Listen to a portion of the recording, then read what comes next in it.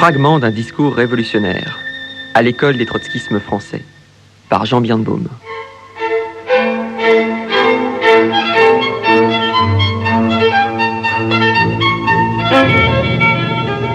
Aujourd'hui, d'illusion en illusion, vers le mirage yougoslave.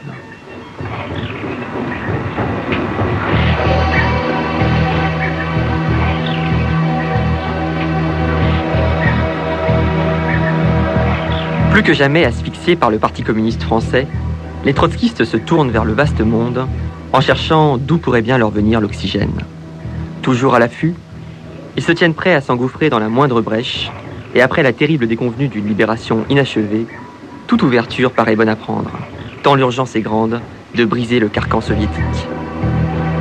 Mais dans leur empressement à trouver coûte que coûte une issue, les trotskistes ont parfois tendance à s'emballer un peu vite, au risque de se préparer des réveils difficiles.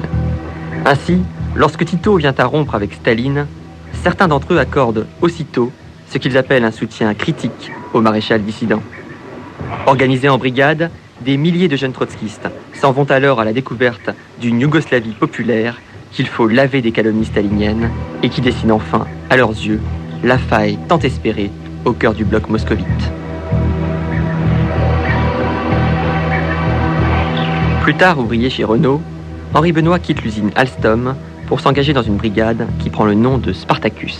Henri Benoît. Alors les trotskistes ont dit il se passe un phénomène important de scission dans le mouvement communiste dans lequel inévitablement les communistes yougoslaves, pour s'opposer à la domination de Staline et son talent de fer, ils vont être obligés de trouver dans leur masse une protection, donc des liens avec le mouvement de masse.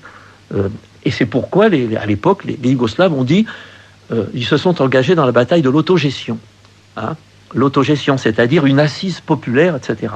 Et à ce moment-là, les trotskistes ont dit il se passe un phénomène important de différenciation. C'est fondamental pour nous, entre une direction stalinienne et un mouvement de masse, même sous la direction de Tito, n'est-ce pas ? C'est un phénomène dans lequel on doit combattre les critiques qui portent sur le fait que le fascisme est là-bas. Et on est parti, alors les trotskistes ont dit il faut sur place aller voir qu'est-ce qui se passe en Yougoslavie et ainsi de suite. Jeune ouvrier aux usines Chausson, Pierre Avaux rejoint les trotskistes peu avant de partir en Yougoslavie. Pierre Avaux. Dans tous les pays de l'Est, il y avait des brigades de jeunes, brigades de travail ou des brigades où on invitait les jeunes travailleurs, etc., les voir, etc. Les Yougoslaves faisaient la même chose, mais après la rupture avec Staline, ça prenait un autre sens. C'est-à-dire, aller en Yougoslavie, ça voulait dire être contre les directives du Cominform, etc. C'était ne pas croire que la Yougoslavie et Tito étaient devenus tout un gauche fasciste. Et donc notre cellule chez Chausson, comme les gens de chez Renault, Billancourt, organise une délégation assez forte. On a réussi à emmener des gens en Yougoslavie. Les rapports avec les gens du PC et les cadres de la CGT deviennent assez pointus. J'ai jamais subi de pression physique ou de menaces ou des choses comme ça. Mais ça se manifestait par le fait que nous, on diffusait des tracts à la porte de l'usine, et la cellule du PC sortait un tract en dénonçant les titistes, la Tito-fasciste, qu'il fallait pas aller en... C'est-à-dire une lutte argument contre argument, un débat avec des accusations, enfin des choses comme le PC était capable d'en faire à cette époque-là. La République fédérale populaire yougoslave, avec ses 15 700 000 habitants, est devenue l'ennemi principal pour la deuxième puissance du monde et pour les bureaucrates staliniens de tous les pays. Leur haine contre les masses travailleuses yougoslaves s'accroît au fur et à mesure que le PC yougoslave rompt les derniers liens idéologiques avec le stalinisme, qu'il fait sienne les unes après les autres les positions du marxisme révolutionnaire intransigeant, c'est-à-dire du trotskisme.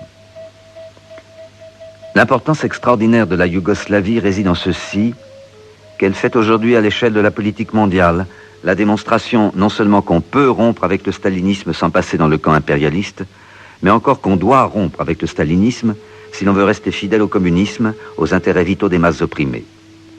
Le PC yougoslave et la 4e internationale encourent les mêmes haines pour la même raison, parce qu'ils expriment la plus grande force de notre époque, la force de la révolution prolétarienne, la puissance invincible des travailleurs de tous les pays. Gérard Bloch, dans La Vérité, avril 1950.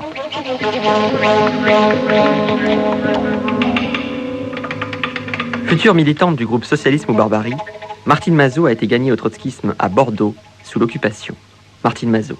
À la Libération, j'étais à Paris quand les trotskistes ont présenté des candidats. C'était d'une violence extrême. Ils étaient très forts à ce moment-là, le Parti communiste. Ils avaient mobilisé leurs gros bras et ça se terminait avec des coups de poing. Les gens étaient assommés. Et je me rappelle Beaufrère, je ne sais pas si vous avez entendu parler de lui, qui revenait de Buchenwald. Je le vois encore, moi j'étais dans la salle, il était sur un banc que les autres essayaient de déstabiliser, et il avait fait circuler sa carte de déporté, ce qui les avait quand même un peu embêtés, parce qu'il les traitait de hitléro-trotskistes, disant que d'ailleurs la propagande du Parti communiste à ce moment-là, c'était de dire que les trotskistes étaient les alliés du fascisme. Donc c'était assez révoltant. Surtout qu'on avait des camarades qui avaient été déportés, d'autres qui avaient été assassinés, donc... on était très montés contre eux, ils sont restés très forts. En 50, ils étaient encore très forts. Quand on est parti en Yougoslavie, je me souviens d'une réunion aux sociétés savantes pour préparer ce voyage, où ils ont envahi les sociétés savantes, ça s'est passé à coups de poing, et la police ne comprenait rien parce que tout le monde se battait en chantant l'Internationale. Fille d'un dirigeant guédiste de la SFIO, Lili Beptreux est passée par les auberges de la jeunesse avant de se rapprocher des trotskistes. Lili Beptreux. On s'est battus, carrément. Les staliniens étaient là pour nous empêcher de parler. Enfin, les injures et les coups. On s'est battus. Moi, je me suis battue, carrément. Et j'ai été battue par eux. C'était terrible. Ceux qui n'étaient pas des gros bras, ceux qui étaient simplement des militants convaincus, c'était un fossé. Ils étaient incapables de comprendre. Pendant tant d'années, on leur avait expliqué que les trotskistes, c'était le diable, la vipère lubrique, les démolisseurs de cette patrie rêvée qui était l'URSS. Ils répondaient avec une bonne conscience. Le dialogue n'était pas possible. Quelques-uns étaient révoltés de la façon dont on nous traitait. Ça, c'est vrai. J'ai vu des militants communistes déchirer leurs cartes à partir du moment où on nous a tapé dessus.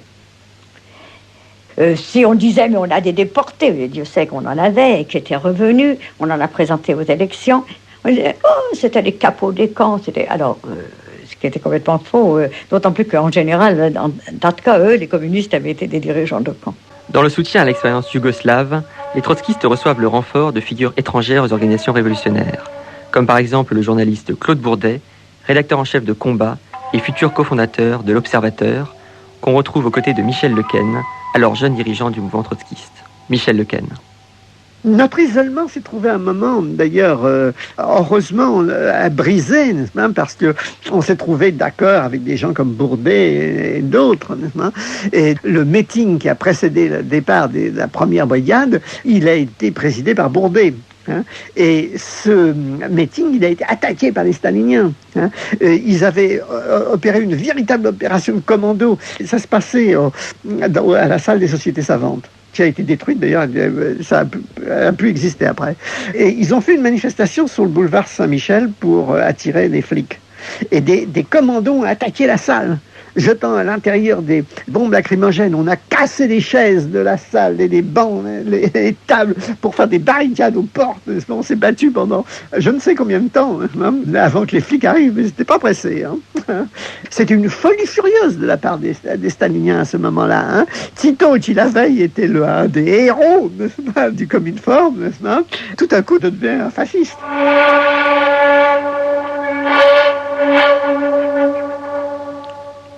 Fils de maréchal Ferrand et lui-même jeune ouvrier, Gilbert Marquis entend pour la première fois parler du trotskisme devant une table de recrutement pour les brigades yougoslaves. Gilbert Marquis. L'UJRF, qui était les jeunesses communistes de l'époque, s'opposait à notre départ. On était des fascistes. Les fascistes qui allaient rejoindre Tito, le fasciste, il fallait leur casser la figure. À la gare de Lyon, il y avait des groupes de l'UJRF qui nous attendaient pour nous casser la figure. Alors il fallait s'organiser en service d'ordre, etc., partir. Bon, il s'est trouvé qu'on avait du répondant parce qu'on était nombreux, jeunes, et que, au bout d'un certain temps, ça ne se terminait pas au profit de l'UJRF, et ça a commencé. Ils nous ont fait des ennuis constamment, mais ça a baissé. En même temps, il y a eu une bagarre qui a eu lieu aux Sociétés Savantes, où justement, il y avait une campagne de la 4e Internationale, du PCI, la section française de la 4e Internationale à l'époque, qui faisait une campagne en faveur, disons, pour connaître la vérité sur la Yougoslavie, et qui défendait l'idée de la Yougoslavie socialiste et indépendante de Staline. La 4e Internationale avait fait des analyses, justement à partir des textes des Yougoslaves, et avait, disons, considéré qu'il fallait absolument apporter un soutien critique à Tito et au Parti communiste yougoslave, puisqu'il s'engageait dans une voie indépendante, et qu'il remettait en cause, peu à peu, dans le conflit avec Staline, les fondements même politiques du stalinisme. Sur place, sac au dos et musette en bandoulière, les jeunes brigadistes retroussent leurs manches, aux côtés des célèbres Zoudarniks, c'est-à-dire des stakhanovistes version titiste. Gilbert Marquis. Quand on arrive à Zagreb, on est des jeunes, on est dans des baraquements, on croit assez agréables, c'est-à-dire un peu de verdure, etc. Et le matin, ce qui ne gâtait pas le plaisir, on partait avec un petit train, un petit peu de province régionale, et on avait un peu l'impression de prendre le petit train du Far West. D'autant plus que, comme on était jeunes, il n'y avait pas beaucoup de place, tout le monde montait sur les toits des trains, et il y avait une atmosphère vraiment très sympathique, très, très chaleureuse de tous les jeunes, comme ça. Donc il fallait travailler. On était distribués en 2 équipes, de 6h à midi, et de midi à 6h le soir. Bon. Et quand on arrivait, les Yougoslaves nous donnaient des plans et des tâches à remplir.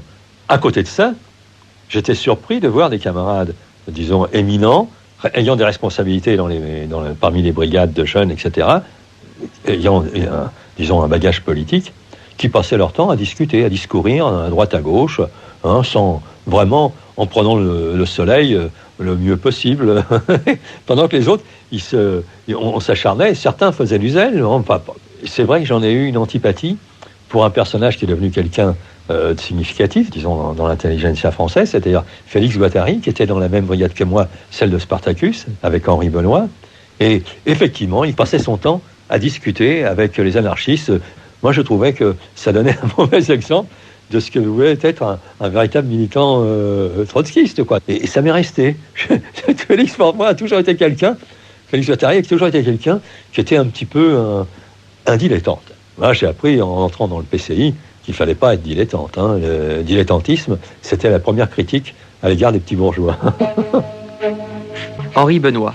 Alors, il y a eu chez Renault une brigade qui s'est constituée chez Renault. Mais moi, je travaillais chez Alstom à l'époque. Et moi, à l'époque, j'ai démissionné, donc c'était au moment des vacances, et dit, je vais dans une brigade.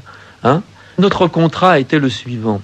Nous avions, 6 heures de travail, de 6h à midi, et nous étions libres le restant de la journée pour prendre contact avec les forces politiques. Alors moi, j'étais dans la région de Zagreb.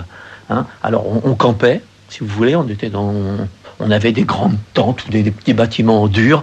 On travaillait, etc. Et on avait des brigades. Alors dans ces brigades, il n'y avait pas que des trotskistes. Il y avait des jeunes qui étaient venus se payer des vacances, n'est-ce pas ? Il y avait des libertaires. J'avais dans ma brigade, par exemple, des Espagnols qui appartenaient au courant de la CNT, ou bien des anarcho-syndicalistes, et qui, dans la brigade, nous avons donc visité des zadrougas. Les zadrougas, c'était les organisations, à la différence du stalinisme, qui avait dit, collectivisme, n'est-ce pas, du dernier poussin, de la dernière couvée.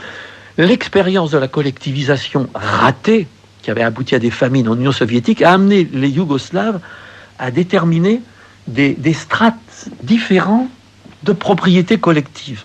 Entre les organisations des maquis extrêmement structurées, mais très pauvres, dans lesquelles il y avait propriété générale, il y avait, pour tenir compte des différences de niveau, une structure plus adaptée à la réalité.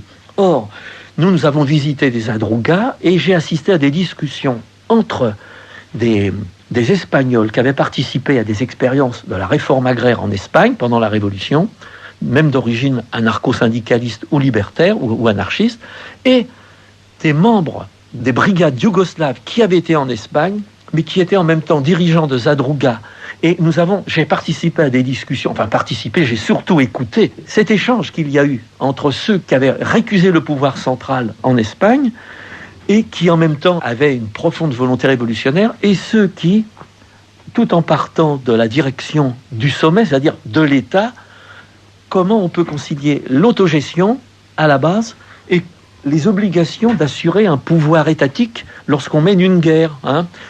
Alors, il y avait une série de glandeurs et puis une série de gens qui tenaient au contrat. 6 heures de travail et puis ensuite liberté pour pouvoir discuter, visiter, interroger. C'était quand même important. Mais on était quelques-uns dans la brigade en disant faut respecter ce contrat. Alors il y avait ce qu'on appelait les udarniks, c'était les jeunes Yougoslaves qui travaillaient comme des chiens, qui travaillaient beaucoup pour dépasser les quotas, parce qu'ils avaient des quotas et ainsi de suite. Et on avait, nous, les jeunes Français, qui étaient composés de glandeurs, libertaires, etc., qui étaient déjà très critiques, n'est-ce pas, qui n'en avaient rien à foutre finalement de la construction de cette Yougoslavie. Et le rendement des brigades françaises, je parle de la brigade où j'étais, était nul. Là où les jeunes Yougoslaves faisaient du 300 ou 400% du quota, nous faisions 20 ou 30%, et les jeunes, quand il fallait se lever à 5 heures du matin pour prendre le boulot à 6 heures et travailler jusqu'à midi, comme les Yougoslaves n'étaient quand même pas trop exigeants à l'égard des étrangers qui étaient venus dans leur pays, ils n'étaient pas contraignants. Peut-être que chez eux, et pour eux, ils l'étaient plus. Ce qui fait que beaucoup ne travaillaient pas beaucoup, et même ne travaillaient même pas du tout, étaient absents, restaient à roupiller. Parce qu'on faisait la fête, c'est une tradition que moi je ne partage pas. Je considérais que je devais travailler pendant 6 heures. Donc, ce que j'ai fait, j'ai trimballé des briques, j'ai creusé, et avec mon neveu, avec des copains, etc., donc ceux que j'ai recrutés au mouvement trotskiste, nous avions au moins voilà. Alors, le travail des trotskistes était nul. Je pense que politiquement, il l'était beaucoup plus, dans la mesure où nous avons effectivement participé à des débats, à des discussions avec les Yougoslaves, et contribué au moins, au niveau des trotskismes, à prendre langue avec des communistes yougoslaves critiques. C'était l'occasion de populariser l'expérience yougoslave en France sur l'autogestion et sur le fait que ce n'était pas le fascisme et que Tito représentait une alternative au mouvement dominé par les staliniens et qu'il fallait encourager. Parmi les trotskistes, pourtant, certains s'apercevront bien vite des limites et des contradictions d'un soutien, même critique, au schisme yougoslave, et reviendront de Belgrade ou de Zagreb avec cette conviction: quand on est marxiste, on y regarde à 2 fois avant de coller de nouvelles étiquettes révolutionnaires sur de vieilles bouteilles bureaucratiques. Pierre Avaux. On réussit quand même à emmener près d'une vingtaine de jeunes de chez Chausson, de toutes les usines. Les brigades, nous, c'était notre brigade, elle portait des noms, on avait choisi Commune de Paris, on avait même des banderoles, un drapeau, des choses comme ça, c'était très courant à l'époque, ce genre de manifestation, pour les soutenir. Et on a travaillé, on est allé à Zagreb et on a participé une partie du séjour à construire l'université de Zagreb. Pourquoi on s'était lancé dans cette histoire-là? C'était pour profiter de la scission entre Staline et Tito et de prendre fait et cause pour ce qui nous paraissait avoir le plus d'ouverture, c'est-à-dire d'être moins dictatorial, moins, etc. De toute façon, notre combat a toujours été de lutter contre le stalinisme, la déviation stalinienne, les purges, les procès de Moscou, les choses comme ça. Donc, sans se faire d'illusions sur Tito et sur le titisme et sur la ligne, on faisait quand même le choix d'ouverture possible vers une démocratisation du régime. Est-ce qu'on s'est fait des illusions sur Tito, sur les Gossés? Bien évidemment. Mais je veux dire, on va d'illusion en illusion. C'est-à-dire, la guerre qui ne se termine pas en révolution, la Yougoslavie qui ne devient pas l'état ouvrier de nos rêves, mais on a l'expérience des combats perdus. Ça ne veut pas dire que, quand vous posez la question, est-ce que vous regrettez? Non, on ne regrette pas parce qu'on pense que c'est ça qu'il fallait faire. à l'époque. On est déçu parce que le résultat n'est pas là, mais on pense qu'on n'a pas à regretter ce qu'on a fait parce que c'est ce qu'il fallait faire. Parce que s'il y avait une possibilité de résultat, de succès, il fallait justement être dans le coup. Jeune révolutionnaire vietnamien arrivé en France avant la guerre, Hang Don Tri part lui aussi en Yougoslavie comme militant du Parti communiste internationaliste réunifié. Hang Don Tri. En 1950, ils ont accusé Tito d'être un agent, un fasciste, etc. Mais nous, les trotskistes, on a organisé un voyage, parce que Tito dit venez nous voir. Alors moi je fais partie des brigades, et on s'est réunis à San des sociétés savantes à côté d'Odéon. Les Italiens, ils sont montés sur le toit, ils sont jetés sur nous. Ils ont cassé le toit en verre, ils ont lancé le verre sur la tête de nous. Ils ont pressé les gens pour nous empêcher d'aller en Yougoslavie. Puisque Tito est là, au moins, il dit, puisque vous dites que nous sommes fascistes, nous vous invitons chez nous. Vous regardez, vous vous jugez après. Mais les Italiens, ils sont tellement cons, ils sont tellement incroyables. Hein? On y va, ce n'est pas parce qu'on croit à Tito. Et puisqu'on va mettre à l'épreuve. C'est pour ça que j'ai été invité. Et c'est comme ça que j'ai vu, il y a une chose qui m'a choqué quand même. On était invité à dîner dans une prison avec des prisonniers. Et quand on est arrivé, il y a un gars qui s'appelle Ivan Soubansik. Mais dans son livre écrit par Jacques Duclos, il dit que Ivan Soubansik, il est torturé par Tito, etc. Mais on était reçu par Ivan Soubansik lui-même, il n'a pas été torturé, il nous a reçus. Bon, c'est vraiment une chose qui m'a beaucoup choqué, c'est que tous les prisonniers faisaient l'éloge de Tito. Mais il dit, comment ça veut dire? Vous faites l'éloge de Tito. C'est lui que vous mettez en tôle. Comment ça? Mais il dit que nous étions des imbéciles. Pour une fois, c'est les staliniens qui étaient en prison. Mais tous, ils ont chanté, Tito. Mais c'est formidable. Vous chantez, c'est lui qui vous met en prison. Alors, c'est pas naturel. La position de la 4e internationale à l'égard du titisme n'est pas nouvelle. Celle-ci avait déjà pris parti pour la Yougoslavie au moment de l'attaque du Cominform dans une lettre ouverte au parti yougoslave, où le ridicule le disputait sans cesse à l'odieux. Non seulement le secrétariat de la 4e prodiguait ses conseils au comité central yougoslave pour le meilleur avenir socialiste possible, l'assurant par exemple que le PC yougoslave n'avait rien à craindre, sic, d'un grand développement révolutionnaire, mais encore il cherchait à gagner ses bonnes grâces en l'informant de la répression sans merci dont le trotskisme avait été victime depuis 20 ans de la part de Staline, et en tentant ainsi de créer une sorte de complicité dans la persécution. Il faisait ainsi semblant d'oublier que Tito et les membres du comité central yougoslave avaient participé activement à la répression de tous les oppositionnels et étaient, au même titre que ceux du comité central russe, des fusilleurs de l'avant-garde ouvrière. La vérité est que le trotskisme s'est débarrassé de la théorie révolutionnaire. La 4e internationale, en prenant parti comme elle le fait pour le titisme, met en cause le principe même de son existence. Elle a été fondée en 1934 sur la constatation que les partis communistes étaient irrévocablement contre-révolutionnaires et irredressables.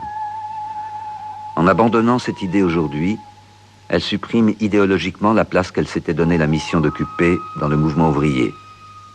Nous prenons acte de sa démission irrémédiable. Claude Lefort, dit Montal, Socialisme ou barbarie, octobre-novembre 1949. Martine Mazot. On travaillait une semaine, ce qui n'était pas beaucoup, et on avait droit à 3 semaines de balade. Et la brigade Renault avait un régime de faveur. Alors après, ils nous ont amenés à Belgrade, ils nous ont amenés dans différentes fermes, enfin, tels que savent le faire les régimes bureaucratiques. C'est-à-dire qu'on voyait toujours des choses. Quand on allait dans une ferme, il y avait une grande table qui nous attendait, des paysans qui étaient là, qui avaient préparé à manger. Or, on se rendait bien compte, quand on passait dans les rues, que les gens ne mangeaient pas à leur faim et qu'ils nous regardaient avec une certaine hostilité. Et à Belgrade, on avait été particulièrement scandalisés parce que le restaurant où on avait été, où il y avait de tout, il y avait de la viande, enfin un menu extraordinaire, alors qu'on savait très bien qu'il y avait une pénurie alimentaire importante. Et alors les trotskistes disaient, mais quand on reçoit des invités, on leur donne ce qu'il y a de meilleur. On disait, oui, d'accord, mais il y avait quand même plein d'officiers et de gens de l'armée yougoslave qui avaient l'air d'avoir leurs habitudes dans ce restaurant. Enfin, il y avait déjà la formation d'une bureaucratie privilégiée qui était là. Par exemple, nous avons vu un jour des femmes qui étaient encadrés par des militaires et qui partaient au travail. On a demandé aux interprètes ce que ça signifiait. Et ils nous ont répliqué que les hommes yougoslaves étaient des gens tellement entreprenants qu'il fallait protéger les femmes qui travaillaient. Bon, c'était une réponse qui ne satisfaisait pas. Ces femmes étaient manifestement des détenues. Mais on n'a pas eu de contact, vous voyez, avec la population qui n'était pas contente. Les seuls contacts qu'on a eus avec cette population, c'était ceux qui essayaient de nous attirer pour faire des échanges, pour avoir des choses qu'on ne trouvait pas en Yougoslavie. Alors on a eu une entrevue avec le comité central du Parti communiste, ça s'appelait la Ligue, je crois la Ligue communiste yougoslave. Alors on a posé des questions et je me rappelle une des questions où ils ont demandé ce qu'étaient devenus les trotskistes yougoslaves, parce qu'il y en avait. Et la réponse a été lapidaire, c'était des bureaucrates pires que les staliniens, nous les avons liquidés. Voilà ce qu'il nous a répondu. Alors les trotskistes étaient quand même un peu gênés.